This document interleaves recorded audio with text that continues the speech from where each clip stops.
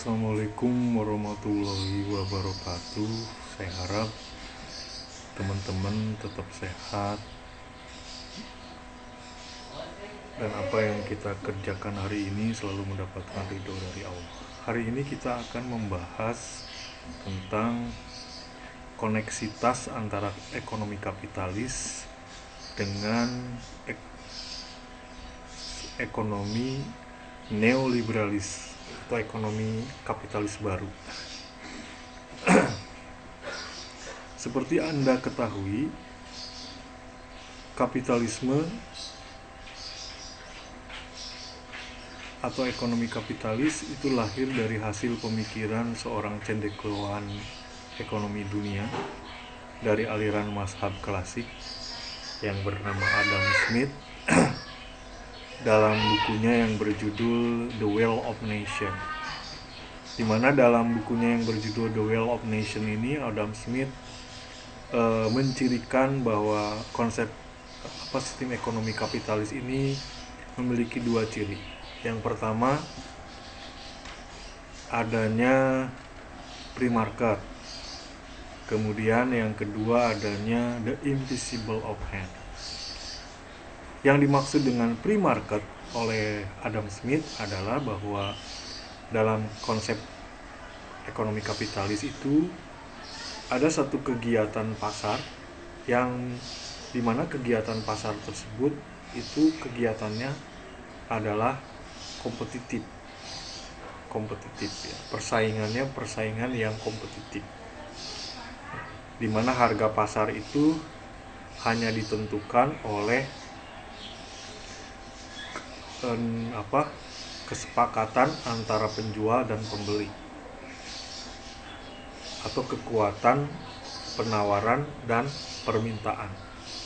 Jadi dengan adanya konsep free market yang kompetitif ini, maka akan dilahirkan suatu penjual yang membuat suatu produk di mana harga produk itu ditentukan oleh harga pasar, harga barangnya.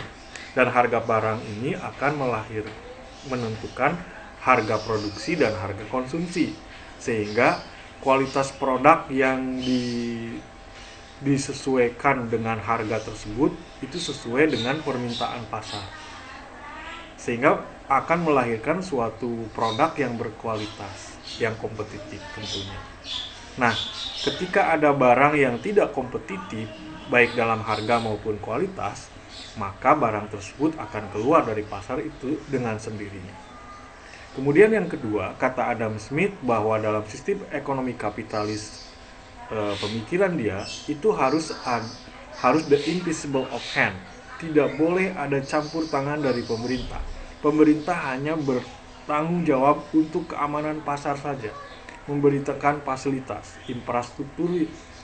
segala infrastruktur yang berkaitan dengan supaya pasar itu berjalan produktif dan aman. Itu tanggung jawab pemerintah, atau dengan kata lain pemerintah hanya sebagai polisi lalu lintas saja, atau sehingga konsep the invisible hand ini menjadi ciri khas utama dari konsep ekonomi kapitalis. Kalau dibandingkan dengan konsep ekonomi sosialistik terlihat kontradiktif banget, bahwa aktor utama dalam konsep ekonomi sosialis adalah negara sebagai penentu harga ya, penentu kegiatan ekonomi. Contohnya di Korea Utara. Sedangkan contoh yang paling baik konsep ekonomi kapitalis adalah di Amerika Serikat. Dan di Amerika Serikat ini konsep ekonomi kapitalis itu sudah berjalan sejak Amerika merdeka 1776 sampai depresi ekonomi pada tahun 1929, sehingga akhirnya pemerintah Amerika mengadopsi pemikiran James Keynesian bahwa kebijakan ekonomi bahwa negara harus melakukan intervensi dalam kebijakan ekonomi ketika pasar mengalami kebuntuan dengan kebijakan fiskal dan kebijakan moneter misalnya. Dan konsep ekonomi Keynesian ini dijalankan di Amerika Serikat sampai tahun 1973 ketika terjadi krisis minyak dunia. Karena krisis minyak dunia, akhirnya sistem ekonomi kembali lagi ke sistem ekonomi kapitalis dengan nama baru yang dikenal dengan istilah neoliberalisme. Sedangkan menurut Elizabeth Martinez, neoliberalisme ini memiliki 5 kerangka utama. Yang pertama adalah free market. Yang kedua adalah adanya pembatasan anggaran belanja publik. Kemudian yang ketiga adalah adanya deregulasi, keempat adanya privatisasi, dan yang kelima adalah menghilangkan konsep barang publik. Jadi jelas bahwa ada koneksitas antara ekonomi kapitalis, mazhab aliran klasik dari Adam Smith dengan neoliberalisme yang dijalankan ekonomi Amerika Serikat sekarang. Oke teman-teman, itulah sekilas tentang penjelasan saya mengenai koneksitas antara ekonomi kapitalis dengan neoliberalisme.